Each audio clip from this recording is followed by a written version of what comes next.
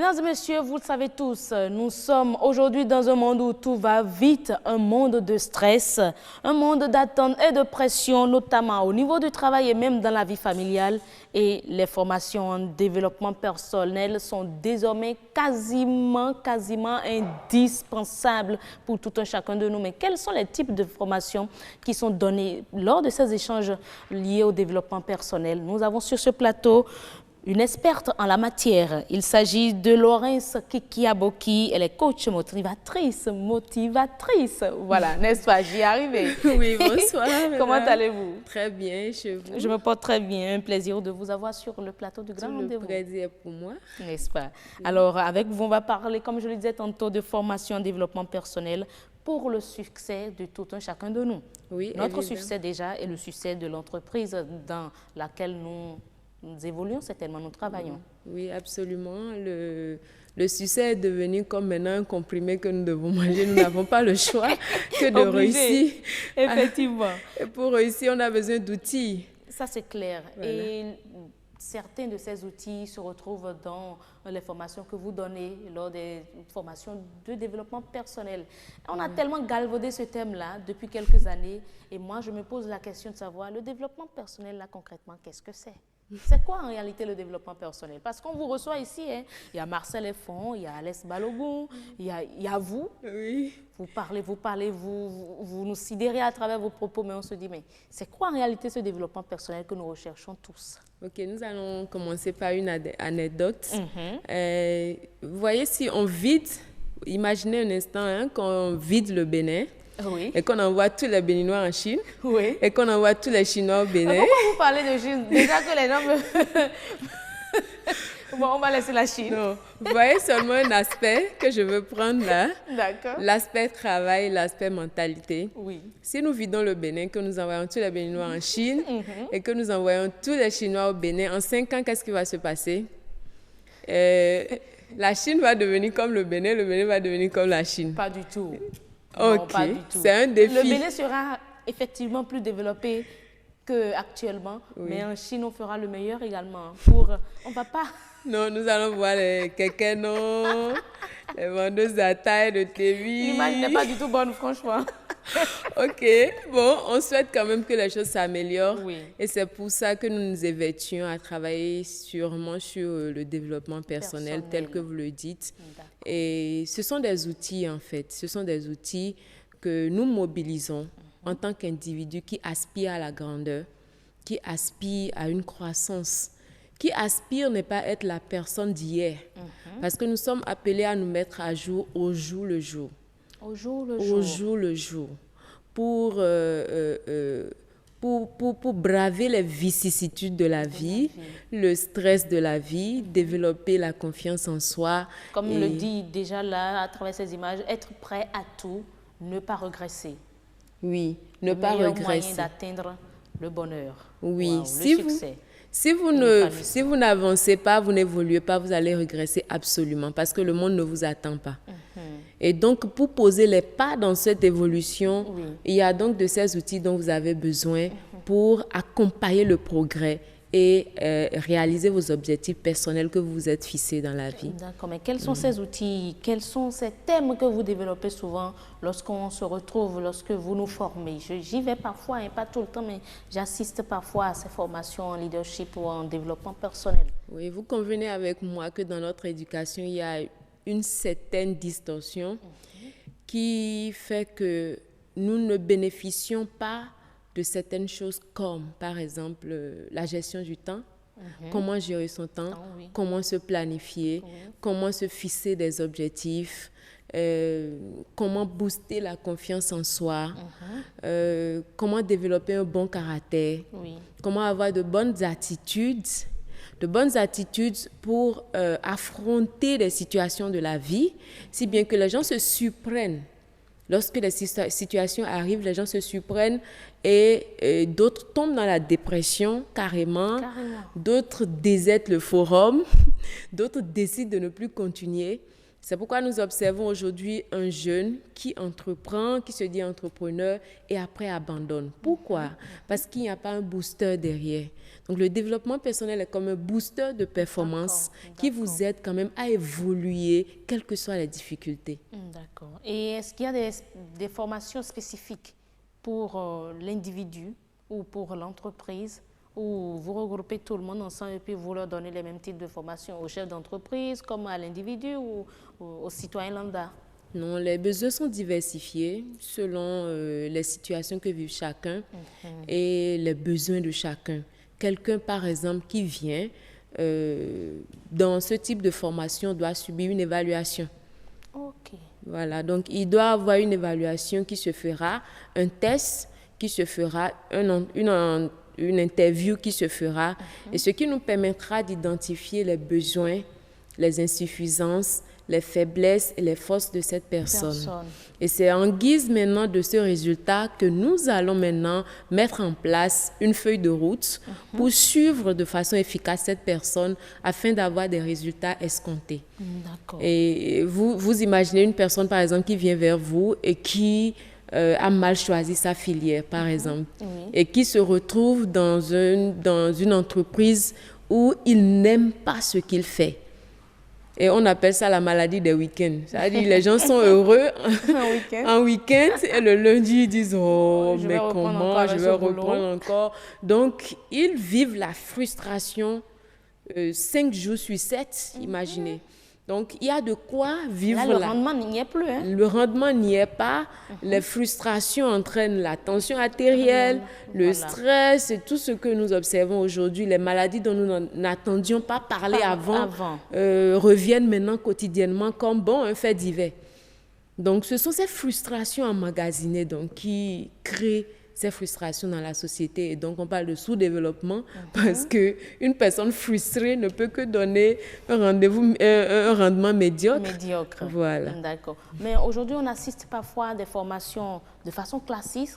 Vous nous regroupez dans les salles, puis face à un écran, comme un enseignant devant à l'université, vous donnez les formations qu'il faut, mais dans le même temps, il y a d'autres également qui choisissent ces formations en développement personnel en ligne.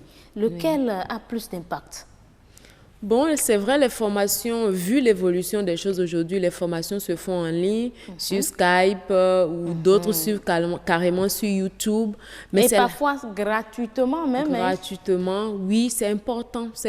Mais le coaching individuel est important dans le sens où vous vivez la chose et vous savez comment pratiquer. Parce que ça ne sert à rien de se constiper avec une tonne d'informations, mais sans pratiquer. Parce que le gros problème que nous avons actuellement, c'est l'action, passer à l'action de ce que j'ai tant emmagasiné. Mais lorsque vous êtes dans les séances de coaching, nous faisons un plan d'action de chaque thématique qui vous permet maintenant de savoir l'heure, le jour, le moment, et quand le fait et pourquoi le fait, et avec quel outil le fait, de quel livre j'ai besoin, comment j'ai besoin de pratiquer, et ainsi de suite. Mais lorsque c'est à distance, vous ne pouvez pas poser des questions à quelqu'un qui vous montre une vidéo sur YouTube, par exemple. Il ne peut pas partager avec vous ses expériences personnelles. Parce que lorsque je vous dis, par exemple, que j'ai traversé une situation difficile en entrepreneuriat et je l'ai surmontée de telle manière, je vous le montre de façon pratique, vous pouvez également répéter la même chose, ou mieux que moi. Mais quand vous n'avez aucun exemple devant vous, aucun modèle qui vous montre réellement ce de quoi il s'agit, vous pouvez écouter encore et encore, mais on ne voit rien sur le terrain. Oui. Donc, la formation de façon classique, individuellement, face-to-face, ça a plus d'importance, plus d'impact que la formation en ligne où on se retrouve quand on a le temps, on va cliquer sur telle vidéo, on écoute juste un temps, on se lève. L'impact n'y est souvent pas. Pas en tant que tel. Oui, pas en tant que tel. Mais quels sont réellement les bénéfices de participer à ce type de formation? Parce que c'est ce qui coule les rues aujourd'hui. Tout le monde pratiquement est devenu coach un coach en leadership, coach en développement personnel. Oui, en effet. En effet, je vous donne l'exemple de... J'aime bien les petites histoires parce que ça permet aux gens de garder la formation. je vous donne une bouteille, je vous vends une bouteille vide d'eau minérale. Oui. Vous êtes prêt à acheter cette bouteille à combien? Peut-être 25 francs ou 50 francs. Sinon, même à la rigueur, je peux l'avoir gratuitement. Gratuitement, vous allez négocier, vous dites, donne-moi la bouteille. OK. Mais lorsque la bouteille est remplie d'eau minérale, vous êtes prête à prendre ça peut-être à 300 ou à 500. Oui. Lorsque la bouteille est remplie de limonade, vous êtes prêt à prendre ça encore à un prix plus élevé. Oui. Alors, le développement personnel vous amène à un niveau où vous ne serez pas vide, parce que là, vous voyez l'importance du contenant, du contenu dans le contenant. D'accord. Vous comprenez? Vous pouvez être bien jolie et à l'intérieur de vous, c'est vide. Comme Donc, on le dit, une tête bien faite différente d'une tête bien pleine. Oui. Vous êtes bien maquillée, bien jolie, mais lorsqu'on vous interviewe, lorsqu'on vous met dans un fait, vous ne pouvez pas réagir, vous ne pouvez pas résoudre les problèmes, vous vous abandonnez et tout. Donc, votre valeur dépend de ce que vous avez emmagasiné avec le temps. Donc, on peut vous acheter à 10 francs ou on peut vous acheter à 1000 francs. C'est à vous de décider. Quel est le contenu que vous voulez avoir? Et donc, ces séances de développement personnel ou cette vie d'autodidacte en développement personnel vous permettent de développer des qualités utiles pour le succès dans votre vie. Cela vous permet également de développer une confiance en soi au point où, dans n'importe quelle situation, vous pouvez réagir et bien réagir. Vous savez quand vous taire, quand parler, quand prendre du recul et quand aller sur le terrain. Vous savez vous définir une vision claire pour votre vie et vous savez où vous allez, quand vous devez aller, avec quelle association vous devez être.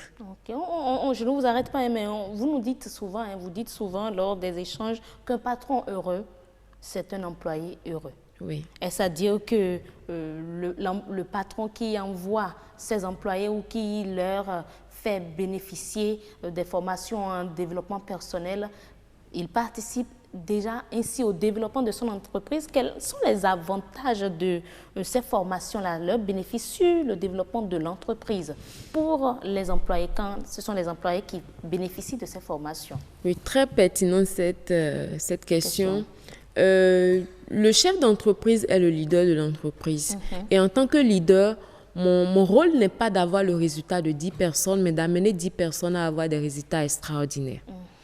Alors, il n'y a pas concurrence entre moi et mon équipe. Parce que quand je prends le personnel, c'est mon équipe. Et le résultat de l'entreprise dépend de mon équipe, pas de moi seul. Effectivement. Voilà. Donc, lorsque je forme, je renforce les capacités, j'accrois mon équipe en capacité, je m'assure d'un résultat efficient à long terme. Maintenant, beaucoup de chefs d'entreprise me diront oui, je vais investir en eux et après ils vont m'abandonner et tout. Mais de la même manière que vous investissez dans les outils informatiques, la formation ou le renforcement de votre équipe est un investissement qui doit être budgétisé. Donc, pourquoi vous ne dites pas mon ordinateur va me lâcher, on m'a un lot. Mais de la même manière que j'ai besoin de l'ordinateur, j'ai besoin de former mon équipe. Et comme Stephen pouvait le dire, si vous ne formez pas votre équipe, et l'équipe est là, l'équipe sera un poids et une charge pour la structure. D'accord. Et mon objectif n'est pas d'exploiter l'équipe, mais d'amener l'équipe à croître en valeur et en compétences. Donc, il faut aujourd'hui que ces chefs d'entreprise qui nous écoutent, qui nous suivent aujourd'hui, comprennent qu'il faut investir, qu'il faut initier de ces genres de formations, inviter les coachs dans les entreprises pour former, ne serait-ce que pour quelques heures, former le personnel sur les questions de développement personnel. Ça y va du développement de leur entreprise et non uniquement pour le développement de l'individu déjà en tant qu'employé. Oui, en tant qu'employé, l'individu se développe, vous voyez qu'il produit des résultats extraordinaires, vous vous étonnez même de ce qu'il devient avec le temps. Et si vous êtes chef d'entreprise et vous avez vraiment une vision claire, une mission claire pour votre entreprise, je pense que l'équipe doit évoluer au même titre que la vision du chef. Si un chef d'entreprise ne forme pas son équipe, ça veut dire qu'il n'y a pas de vision dans l'entreprise. Vivement que nos chefs d'entreprise béninois fassent ainsi, contactent les coachs en leadership ou trouvent des bourses aux employés pour suivre ces formations en développement personnel, pour le développement non seulement de l'employé, mais également pour le développement de leurs entreprises. Et ce sera tout pour la rubrique Expert. Merci à vous, Laurence Kiki Aboki. Vous êtes coach motivatrice.